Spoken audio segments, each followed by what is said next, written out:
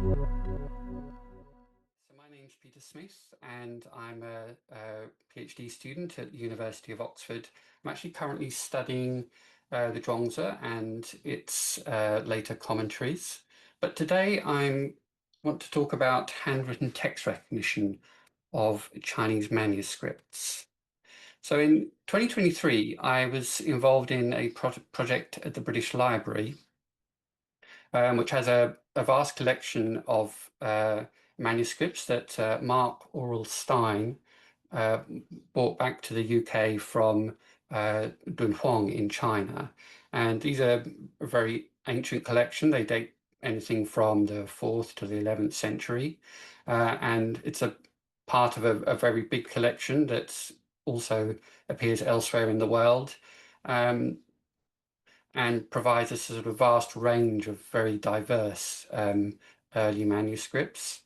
And the project I was involved in was really looking at how we could automate the transcription of a vast collection. So we're doing some initial parts of that process. And this was done mainly using a platform called eScriptorium, which is designed for the automatic transcription of documents, and is works quite well with Chinese text, and supported by partners in Paris. Well, actually, it's the chat group, the Chinese Historical Documents Automatic Transcription Project, and specifically Colin Brisson, who was supporting this work. And I should just say that he continues to develop this process with the Dunhuang collection, which is stored at the BNF in Paris.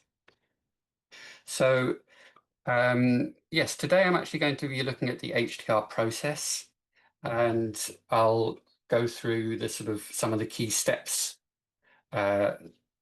that we had to work with in eScriptorium. There's so these are the image selection, image binarization, layout segmentation, and transcription, all of which I will describe in better detail as we proceed. Yes,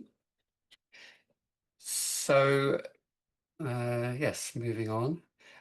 Yes, so in terms of image selection, as the purpose of this project is to try and develop models that can actually process a very wide range of documents, of manuscripts.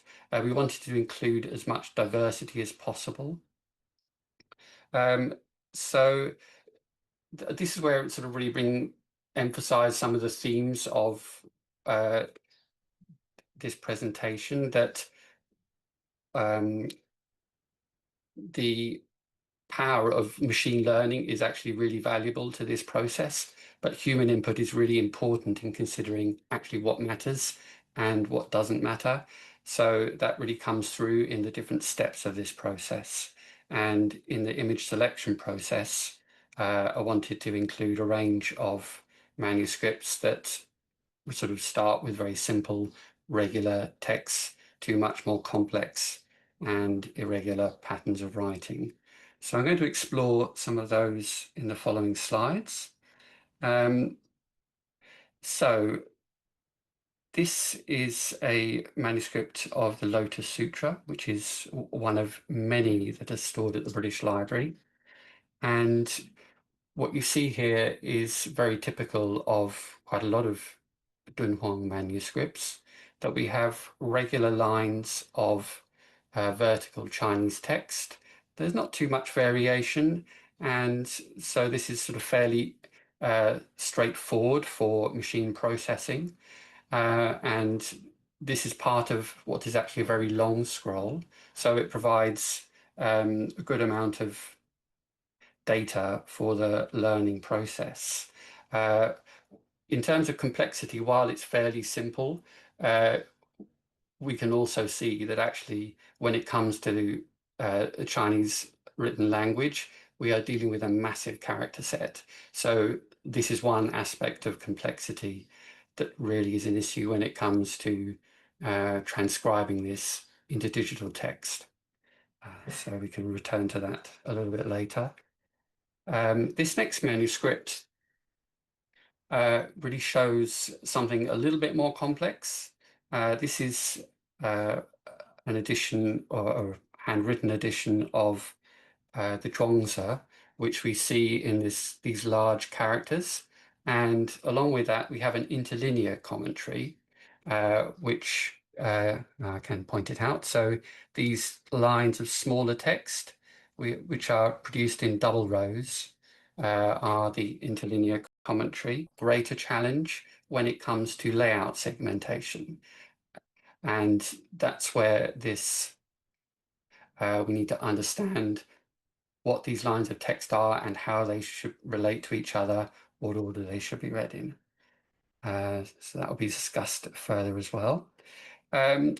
This next image really shows a much more irregular layout. We have unusual spacing of the text. And in addition to some variation in text size, there's also some writing in red ink, some red ink markings, and some staining of the text, which potentially is an issue when it comes to the binarization process, which we'll look at shortly. And then finally, we have this image, the selections of literature, the Wenxuan, and I think this really reveals, in addition to the sort of variation in text size, that in addition to this incredibly complex character set of traditional Chinese writing, there are very different styles of script. And what we see on the left of this image in the larger writing is a much more cursive style. So again, this is a great challenge for the transcription process. Okay, so there's quite a lot of there already in terms of complexity to deal with, and having selected some documents, one of the initial stages in this HTR process is image binarization. And this is really about deciding what data should be retained and discarded for the transcription model to process. So, sorry, perhaps I should have mentioned earlier, when I'm talking about models, we're really dealing with algorithms that process this image data. And these models were developed mostly by the CHAT project by Colin Brisson and his partners in that, specifically for this type of work. And so they made that available and set that up for use within eScriptorium. This binarization process was very much part of the process that Colin himself was working on. And it is an iterative learning process. So we actually started with quite a small sample, which we ran through the models and then looked for places where they were failing to produce good results, worked on them to correct that, and then ran through new material to just increasingly improve the effectiveness of these models.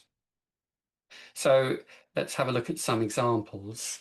We can see here a few different selections from various manuscripts. And the way I've laid this out is that in these two columns, the images on the left are the colored manuscript images, and the white and black images to the right are the same image that's been run through the binarization model. And so we can see the sort of outcome of that. And there's a few issues that came up. So my job was to actually identify what was problematic in the results. And we can see in this top left image that that where lines are particularly fine, the sort of characters are written in rather faint or thin lines, that some data loss is uh, uh, can occur. But actually, the model did pretty well as it stands, and we felt the results of this were not bad. What was a little more surprising is that relatively thicker lines in this second example on the left actually can also be lost. So further work needed to be done to improve that issue. Next, we have the matter of staining. So this can really confuse the text transcription process. And the idea of binarization is to remove background colors and staining and other specs that are not relevant to the actual text. And you can see that actually, again, it's doing a pretty good job, although there was a little bit of loss of data. We felt this was actually quite a usable result. Then I'm going to the next image on the bottom right, and here we see that the background color of the paper has deteriorated to the point where there's actually very little contrast between the black writing and the paper it's on. And so this was an issue where we actually lost a whole line of text that really couldn't be clearly seen. And then I think most interestingly, we have this example on the top right, where we have some writing in red ink, and the algorithm effectively retained this, apart from some small losses, while at the same time having red ink strokes used to highlight sections of the text. And in that case, where that was behind the writing of the characters, the algorithm effectively removed that. But I think this highlights a really interesting issue that you can see that actually staining and highlighting are very similar in some ways. And while staining actually of the paper is of no interest when it comes to understanding what's written, highlighting of the text may well actually be significant to how people are reading and understanding what is written. So here there's some sort of real complexity that hopefully can be retained in future models, but it really shows how what we consider to be important data is actually quite subjective, depending on what are we interested in looking at. And that's where returning to the original manuscripts is always going to bring some further value. Okay, so following the binarization process, we're actually coming into this eScriptorium platform. So I'll look at that in the next slides. Again, we're looking at an iterative learning process of actually clarifying the layout of the text that we have. So this is the layout segmentation process, and we're using that to identify regions of text, areas where there are images, and then within those text regions, looking at different line types and generating line masks. So to look at that in detail, this is the eScriptorium platform, and we can see that this blue line, the blue square, actually identifies a region of text. And within that, we have purple vertical lines identifying where the lines of text are, and pink horizontal lines to identify the end of lines or pauses in the text. So this is a straightforward example of quite simple text. If we look at the next page, this is one of the pages of the Zhuangzi commentary, where we have single and double lines of text. And this image shows what the segmentation model was able to do in our first run. And you can see that it has effectively identified lines of Chinese text, single text and double lines of text, but actually there's a lot of errors. A lot of things are missed here.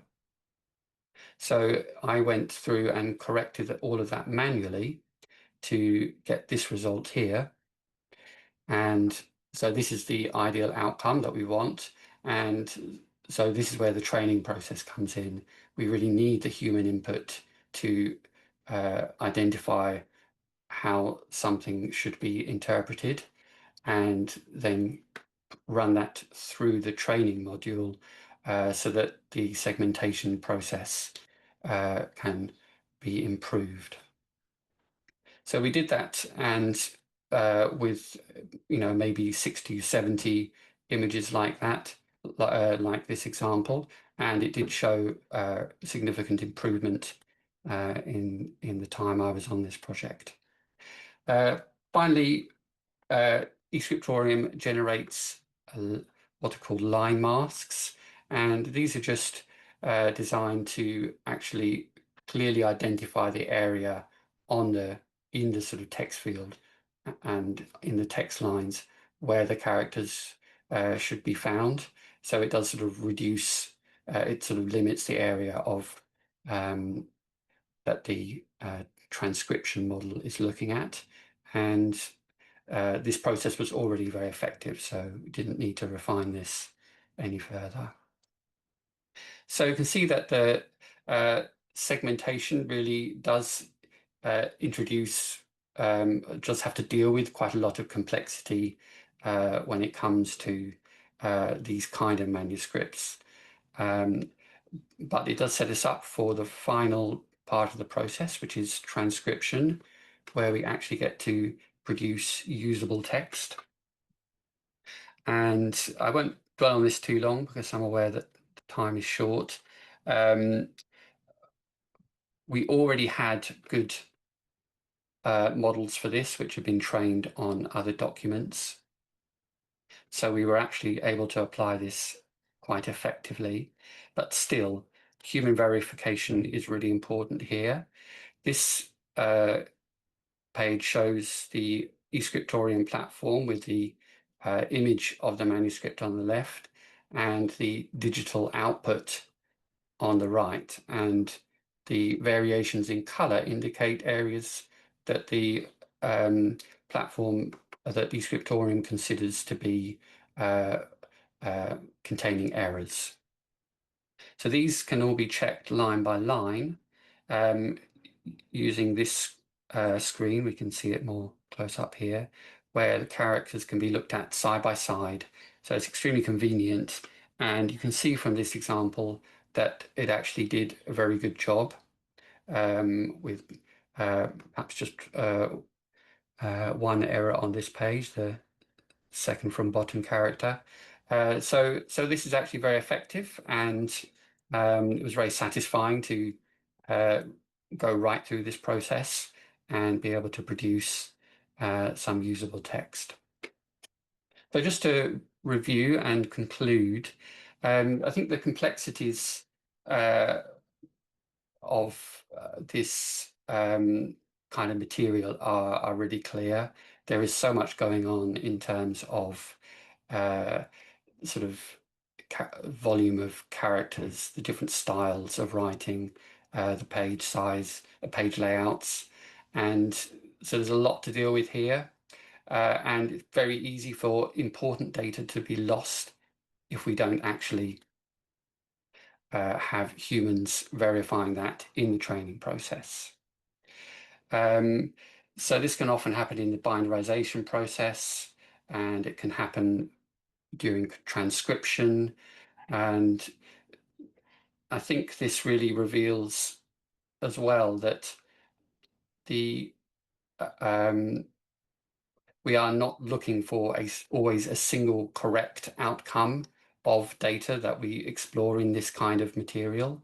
There's actually a lot of ambiguity when it comes to what we might think is important, type of research we're doing, how much detail we want in terms of variant characters to be retained. And so there's a lot of choices to be made here. So I think potentially automated transcription can be trained to minimize human input.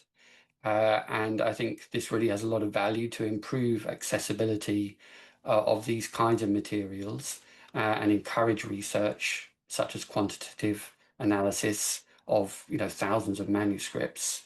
But I also think that a degree of error is always going to be likely. And so I think having output platforms that really allow for further human verification and refinement in later sort of research engagement is really important. And um, if we rely on machine learning to deal with all of these complexities, then we can also lose our appreciation for this what's going on in these kind of manuscripts.